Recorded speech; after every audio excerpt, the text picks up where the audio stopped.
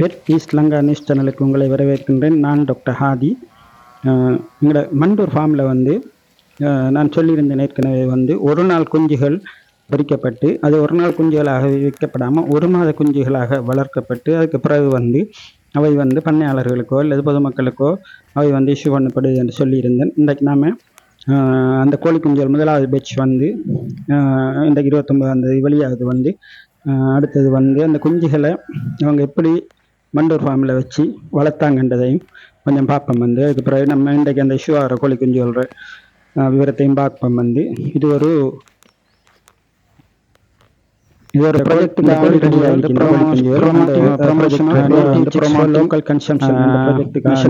அதாவது போஷணை குறைந்த அந்த குடும்பங்கள் வந்து MOH ஆஃபீஸுகளுக்கு கூடாக அவங்களோட விவரம் திரட்டப்பட்டு இன்றைக்கு வழங்கப்பட போகுது வந்து. அவங்களுக்கு வந்து அதை நீங்கள் பாருங்கள் வந்து ஒரு ஆளுக்கு 15 குஞ்சுகள் வீதம் ஒவ்வொரு ரேஞ்சிலையும் வந்து 20 பேருக்கு வந்து கொடுக்கப்படும் 300 குஞ்சுகள் இன்றைக்கு 3 MOH பிரிவுகளுக்கு இஷ்யூ பண்ணப்பட்டிருக்கு.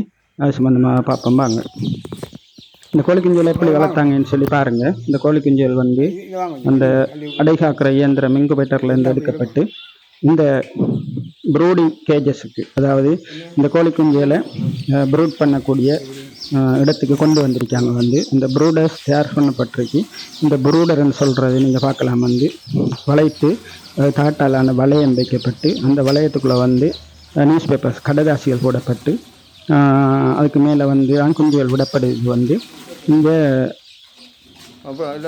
நீங்கள் பார்க்கலாம் வந்து எனக்கு அந்த சூடு வழங்கணும் வந்து 14 நாட்களுக்கு அந்த சூட்டை கொடுக்கணும் வந்து. அந்த சூட்டை கொடுக்கறதுக்காண்டி குண்டு பல்புகள்னு சொல்லக்கூடிய அந்த லைட்டுகள் தயாராக இருக்கு வந்து. இப்போ நீங்கள் அந்த குஞ்சுகளை அதுக்குள்ளே ரிலீஸ் பண்ணுறத பார்க்குறீங்க வந்து. முதல் 3 நாட்களுக்கு அவை கடதாசிக்கு மேலே தான் விடப்படும் வந்து. 3வது நாட்களுக்கு பிறகு தான் அந்த கடதாசிகள் ஆற்றப்பட்டு அவை உணவின் மீது விடப்படும் வந்து. இந்த டைமில் வந்து தீன் வந்து அந்த கடதாசியில் போடப்படும் வந்து. குஞ்சு தீன் வந்து சிறிய தீன் வந்து தண்ணி பாத்திரங்களில் வைக்கப்படும். 7வது நாள் 24 மணி நேரங்களுக்கு குளுக்கோஸ் வழங்கப்படும். அதுக்கு பிறகு விட்டமின்கள் கொடுக்கப்பட வேண்டும். அதோடு சேர்த்து ஒவ்வொரு கிழமையும் வந்து வேக்சின்கள், தடுப்பு மருந்து கொடுக்கப்பட வேண்டும்.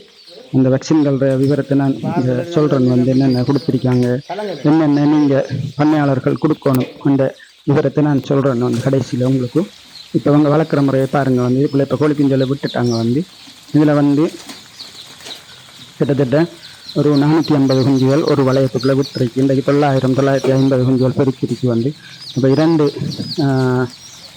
ப்ரூடர்ஸ் குஞ்சு காப்பகம் தயார்படுத்தப்பட்டு அதுக்குள்ளே நீங்கள் பாருங்கள் தண்ணி வைக்கப்பட்டிருக்கு. தீன்கள் வந்து இந்த தீன் போடப்பட்டிருக்கு அந்த கடையாசியில் வந்து. அடுத்தது லைட் வேலை செய்து வந்து ப்ரூடரில் வந்து ஒரு விதமான சூடான நிலையில் அவை வைக்கப்பட வேண்டும் வந்து.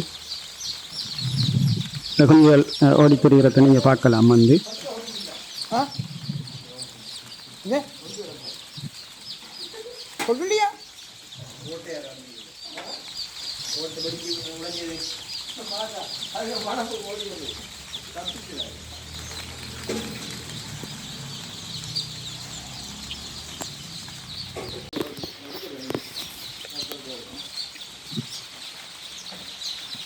கொஞ்சம் கொஞ்சமாக இந்த வளையங்கள் என்ன செய்யப்படணும் என்றால் கொஞ்சம் பெரிதாக்கப்படணும். இந்த கோழிகள் குஞ்சுகள் வளர வளர அப்படி பெரிதாக்கப்பட்டு வந்து அதுக்குள்ளே இருந்து தான் மீண்டும் அந்த கூடுகளுக்குள்ளே இந்த வளையங்கள் அகற்றப்பட்டு விடப்பட வேண்டும். இப்போ பாருங்க, 1 கிழமை வயசு வந்து இந்த வளையம் பெரிதாக்கப்பட்டிருக்கு.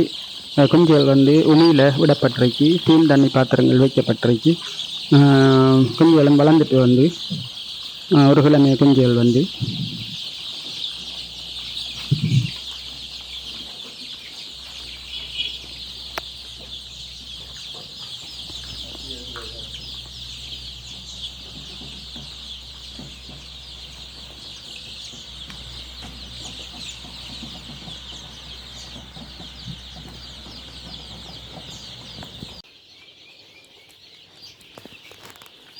இப்போ நீங்கள் பாருங்கள் இந்த வளையம் பெரிதாக்கப்பட்டிருக்கு. இவை வந்து 2 கிழமை குஞ்சுகள் வந்து 14 நாள் அளவில் குஞ்சுகள் எல்லாம் வளர்ந்துட்டு வந்து இப்போ நீங்கள் 15வது நாள் என்ன செய்வாங்கண்டா இந்த தகடு சுற்றி இருக்கிற வளையத்தை அகற்றிட்டு இந்த லைட்டுகளை மாற்றலாம் வந்து. எல்லாத்தையும் அகற்றிட்டு உண்மையில் வந்து கோழி குஞ்சுகளை விடணும் வந்து.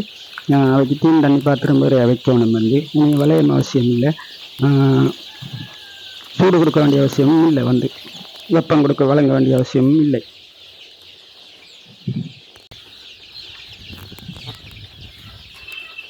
இப்போ நீங்கள் பாருங்கள், இவை வெளியில் திறந்து விடப்பட்டிருக்கு, வந்து கூட்டுக்குள்ளே வந்து இந்த வளையங்கள் அகற்றப்பட்டிருக்கு, தண்ணீர் வைக்கப்பட்டிருக்கு, தீன் வைக்கப்பட்டிருக்கு.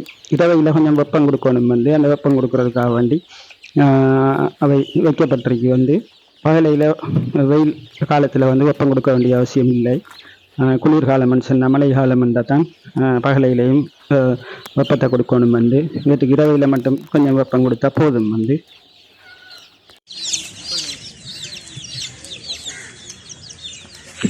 இப்போ இந்த கோழி குஞ்சு ரெடி ஆகிட்டு வந்து 1 month 29 நாள் கிட்டத்தட்ட. இன்றைக்கு ஒரு கோழி குஞ்சு வந்து கிட்டத்தட்ட 200 கிராம் இருக்கு. அப்போ நீங்கள் பார்க்கலாம், வந்து இதை இந்த அலுவலகங்களுக்கு ஏற்றி கொண்டு வரப்பட்டு வாகனத்தில் வந்து வழங்கப்படுகிறது. வந்து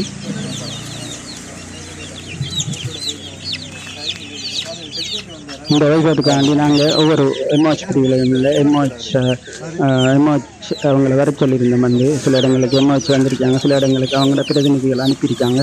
இப்போ நீங்கள் மக்களுக்கு கோழி குஞ்சுகள் கொடுக்குறத பார்க்கலாம். வந்து கொடுக்குறதுக்கு முதல்ல நாங்கள் ஒரு சின்ன ட்ரைனிங் ப்ரோக்ராம் கொடுப்போம், எப்படி கோழியை வளர்க்கணும். இது காத்தாங்குடியில் இந்த 2 எம்ஓஹெச் நேரம் வந்து கோழி குஞ்சுகளை வழங்குறாங்க. வந்து காத்தாங்குடி அலுவலகத்தில் வந்து இதை பார்க்கலாம். நீங்கள் இங்கே வந்து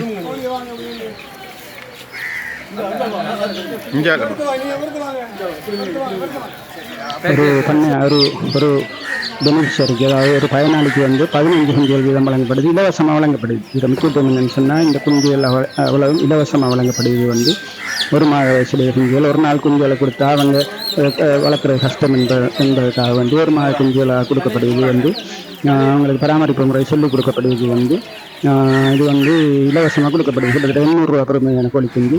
எம்ஓஹெச்களுக்குள்ளால் எடுத்த ஒரு போஷணை குறைந்த குடும்பங்கள் என்ற அடையாளம் அவங்க கண்டு எடுத்த அந்த குடும்பங்களுக்கு நாங்கள் இதை கொடுக்குறோம். வந்து ஒரு ரேஞ்சில் வந்து கிட்டத்தட்ட ஒரு டிஎஸ்டிஷனில் வந்து 20 பயனாளிகள் அவங்களுக்கு 15 குஞ்சுகள் வீதம் கிட்டத்தட்ட 300 குஞ்சுகள் கொடுபடுது. ஒவ்வொரு திங்கட்கிழமையும் இப்படி கொடுபடும். வந்து எல்லா இங்கே உள்ள முழுப்பேருக்கும் கொடுபடும். எல்லா டிஎஸ்டிஷனுக்கும் கொடுபடும்.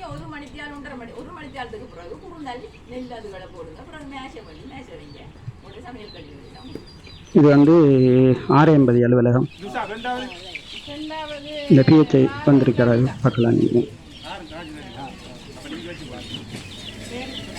நாங்கள் கொடுத்திருக்கிற வேக்சின்களை பார்த்தோம்னா 2வது நாள் ஐபி என்று சொல்லி இன்ஃபெக்ஷஸ் பிராங்கைட்டிஸ் ஒரு சளிக்குரிய வேக்சின் கொடுத்திருக்கோம். 7வது நாளில் வந்து ராணிக்கெட் ஃபர்ஸ்ட் கொடுத்திருக்கோம். 10வது நாள் வந்து கம்போர் ஃபர்ஸ்ட் கொடுத்திருக்கோம்.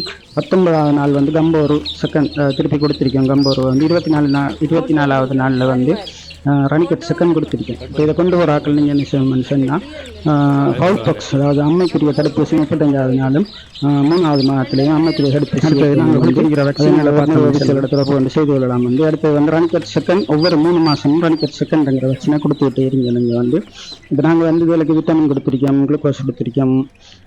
நீங்கள் வந்து செய்ய வேண்டியது என்னென்றால் வளர்த்தீன், இந்த குஞ்சுத்தீன் கொடுக்கணும். இதுகளுக்கு வந்து ஒரு 1.5 மாதம் இல்லை 2 மாதம் வரை குஞ்சுத்தீன்லேயே நீங்கள் வளர்க்கலாம். வந்து வேறு தீனிகளை கொடுக்காம குஞ்சுத்தீனை மட்டும் கொடுத்தீங்கன்னா டக்குன்னு வளர்ந்துடும். வந்து 1.5 மாதத்துக்கு ஒருக்கா பூச்சி மருந்து கொடுங்க. வந்து விட்டமின்கள் தொடர்ந்து வைக்கணும். வந்து ஏதாவது வருத்தம் வந்தால் கால்நடை வைத்திய அலுவலகத்தை நீங்கள் நாடணும். வந்து நாடி அவங்க சொல்கிற மாதிரி நம்மளுடைய சிபாரிசுக்கு ஏற்ற மாதிரி மருந்துகளை கொடுக்கலாம். வந்து முக்கியம் என்னென்றால் இந்த 15 குஞ்சுகளை நீங்கள் சாகாமல் காப்பாற்றி இதில் நீங்கள் பிரயோசனத்தை பெற்றுக்கொள்ளுங்க. வந்து இதில் வந்து சேவல்களை வளர்த்து நீங்கள் விற்கலாம். வந்து இப்போ அரைவாசி சேவல் அரைவாசி பேடு கிட்டத்தட்ட வந்திருக்கீங்க. வந்து பேடுகள் வந்து முட்டையிடும். வந்து அந்த முட்டையை கொண்டு உங்களோட குடும்பத்தின் தேவையை நீங்கள் பூர்த்தி செய்து கொள்ளலாம்.